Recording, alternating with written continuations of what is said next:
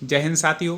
आज की कक्षा प्रारंभ करें उससे पहले आपको बता दें कि यदि आप एमपी के किसी भी एग्जाम की तैयारी कर रहे हो, जैसे एमपी वर्ग 3, ग्रुप 2, सब ग्रुप 4 या जेल पहरी, तो आपके लिए बहुत अच्छा मौका है टेस्ट सीरीज लेने का, टेस्ट देने का।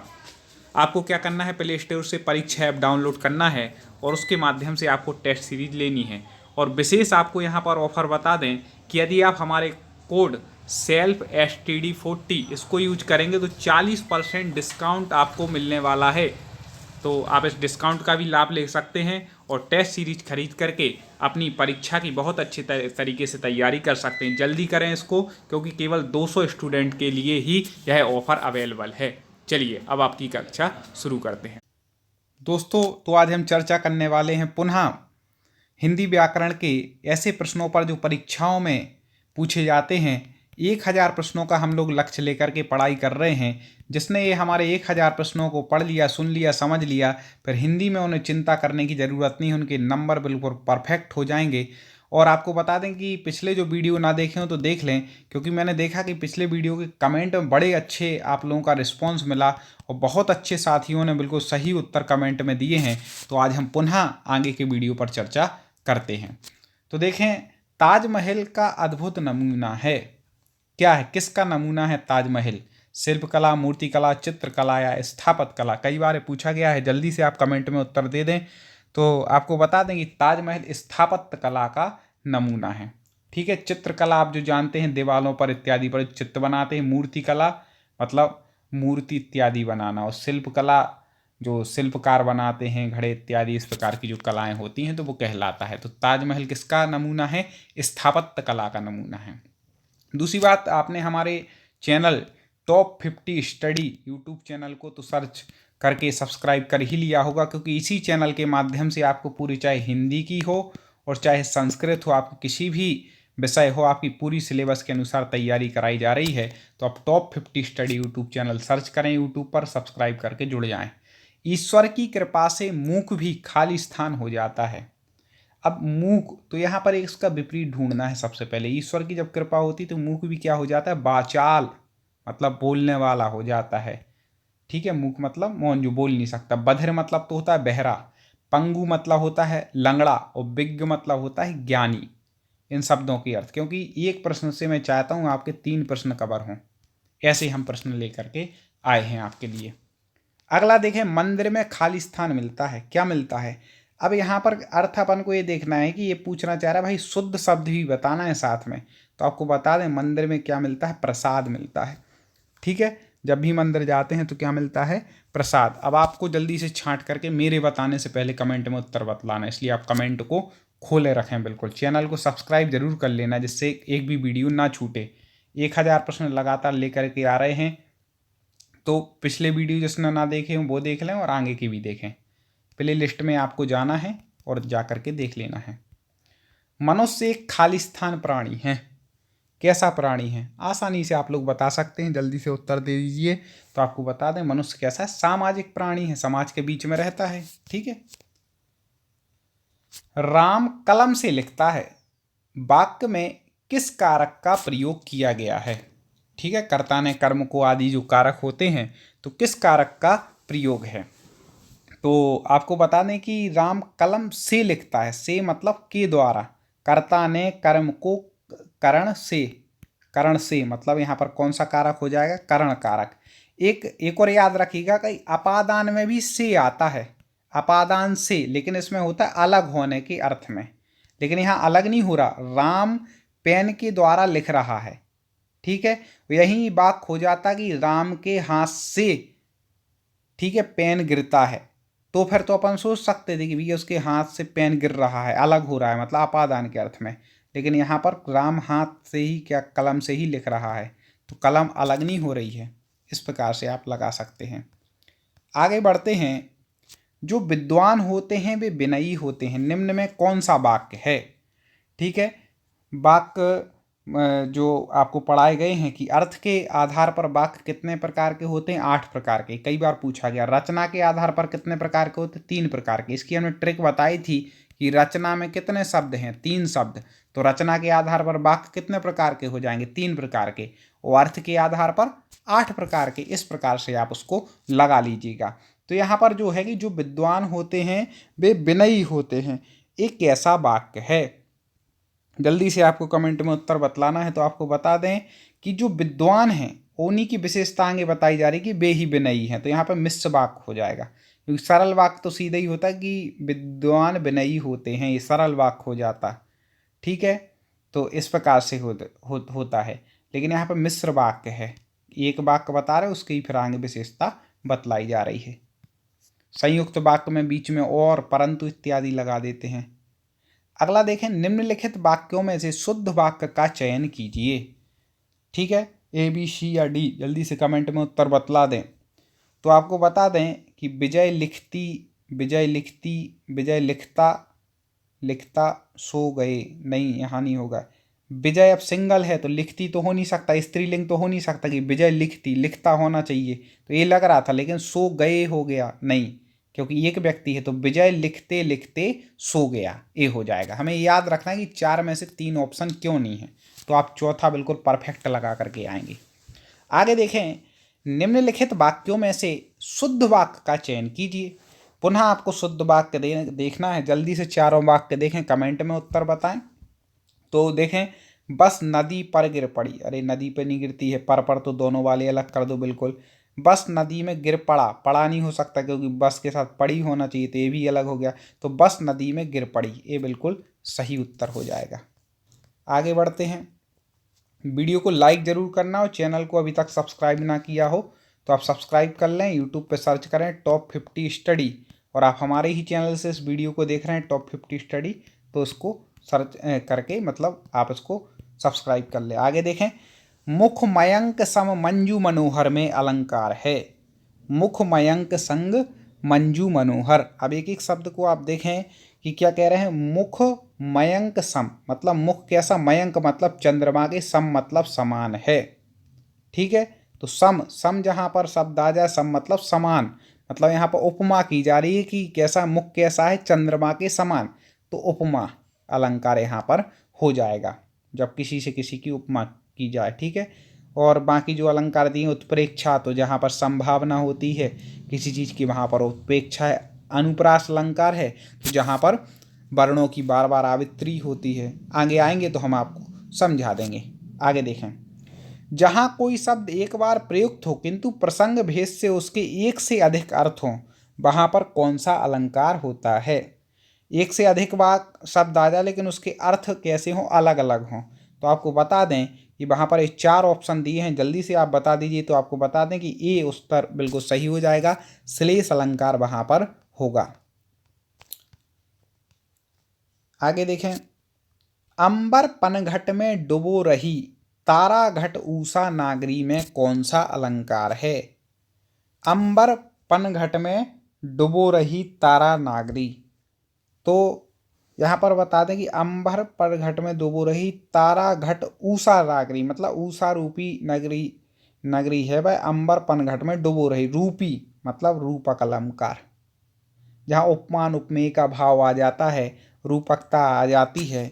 ठीक है, तो वहाँ पर कौन सा अलंकार आ जाता है, रूपक अलंकार आ जाता है। आगे देखें, इसमें सरल प्रश्न भी हैं और कठिन प्रश्न भी हैं, लेकिन एक बात याद रखिएगा, कभी भी अलंकार और रस की बात आ जाए तो ये चीज़ अभ्यास से आती है।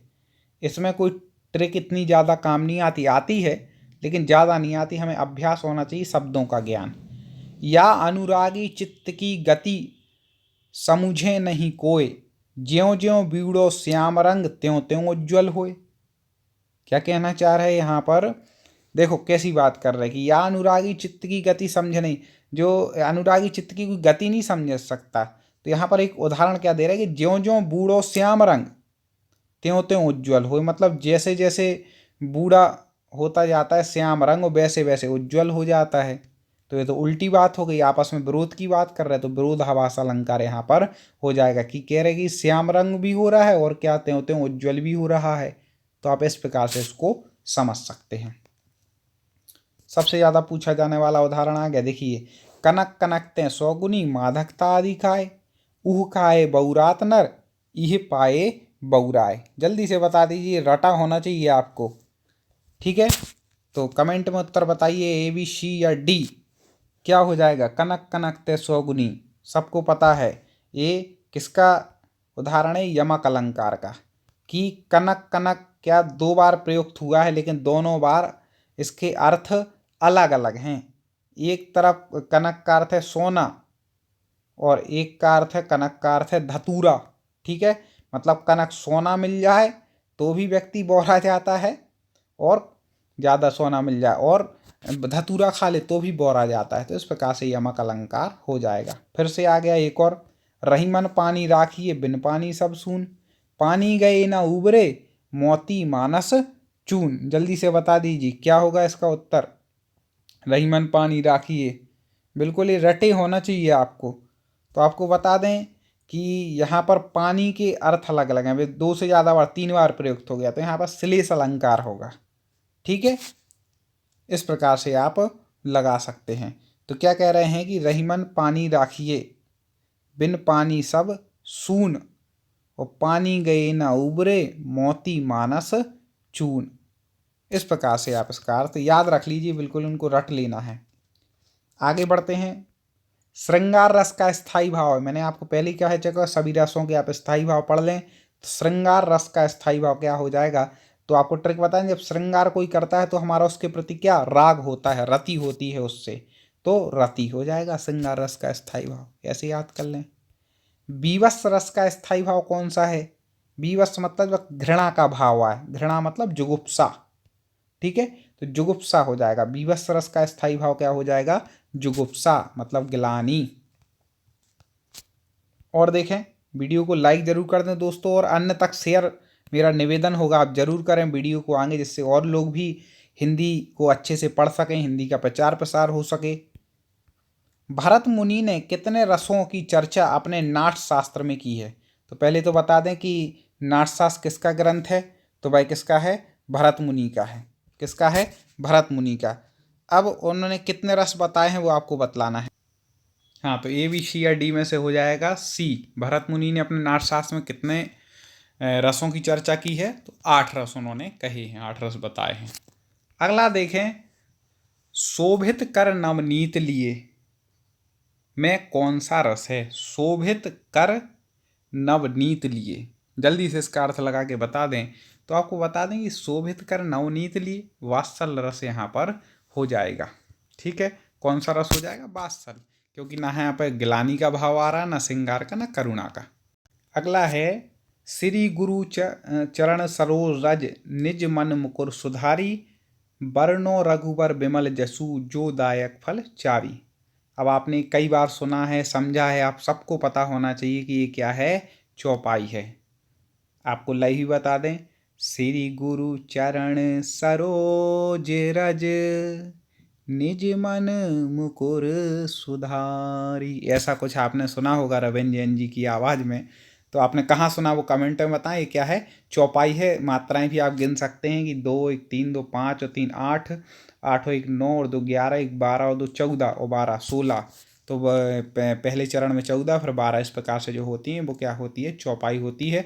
विस्तार से आपको छंद में हम पढ़ाए जाएंगे, तो आप वो वीडियो आपको आगे आकर के मिलेगा, तो उसमें देख लीजिएगा। किस छंद में 6 चरण होते हैं? कई बार ये पूछा गया है, किस छंद में 6 चरण हैं? जल्दी से ए बी सी या डी कमेंट में उत्तर आप बता दीजिए।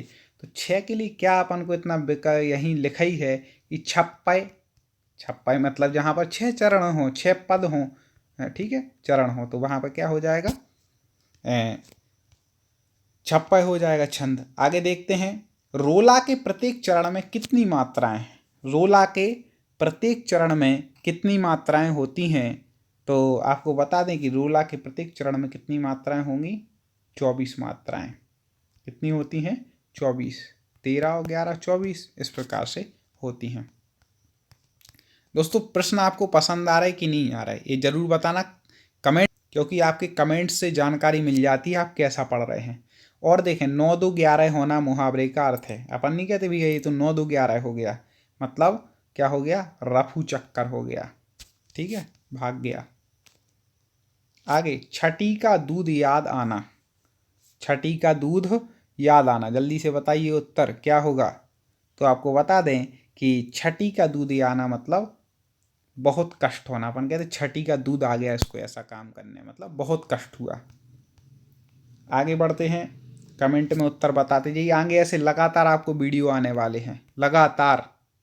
और आप बाद में वीडियो को देख रहे हैं तो आगे के देख लेना, पीछे के देख लेना, क्योंकि बहुत सारे वीडियो हैं। 1000 प्रश्नों का लक्ष्य है। आप कोई कह, अरे भगवान 1000 पढ़ने पड़ेंगे। आप जितने ज़्यादा वीडियो देख पाएँ ज़रूर देखें, क्योंकि आपकी परीक्षा के लिए ही उपयोगी हैं।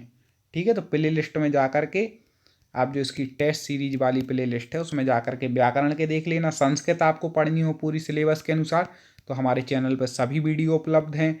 बाल विकास हो, पर्यावरण है, जो भी आप तैयारी कर रहे हैं सारे वीडियो, हिंदी साहित्य इत्यादि सब मिलेंगे। कहाँ राजा भोज, कहाँ गंगू तेली, लोकोक्ति का अर्थ है। एक कई बार आप लोकोक्ति सुन चुके हैं, तो आपका हो जाएगा कि आकाश पाताल का अंतर होना। कहाँ राजा भोज और कहाँ गंगू तेली, आकाश पाताल का अंतर है यहाँ तो। ठीक है, अगला देखें। सरस्वती पत्रिका के संपादक थे, जल्दी से बता दीजिए, A, B, C या D। कौन थे सरस्वती पत्रिका के सबसे प्रमुख पत्रिका हिंदी साहित्य की? तो आपको बता दें कि सरस्वती पत्रिका के वैसे तो अलग अलग समय में अलग अलग संपादक रहे हैं, लेकिन इनमें से प्रमुख जो थे महावीर प्रसाद द्विवेदी जी। कौन थे? महावीर प्रसाद द्विवेदी। याद रखिएगा, सरस्वती पत्रिका, महावीर प्रसाद द्विवेदी। अब मैं एक निवेदन आपसे करूंगा कि आप एक कमेंट में जरूर बताएं कि सरस्वती पत्रिका किस भाषा में निकलती थी। सन बता दें तो और बेस्ट है कब से हुई, लेकिन किस भाषा में निकलती थी आपको कमेंट में उत्तर बतलाना है। वीडियो को लाइक कर लें, हमारे टॉप 50 स्टडी यूट्यूब चैनल को सब्सक्राइब कर लें। आगे पुनः अगले वीडियो में हम ऐसे ही महत्वपूर्ण प्रश्नों पर चर्चा करेंगे।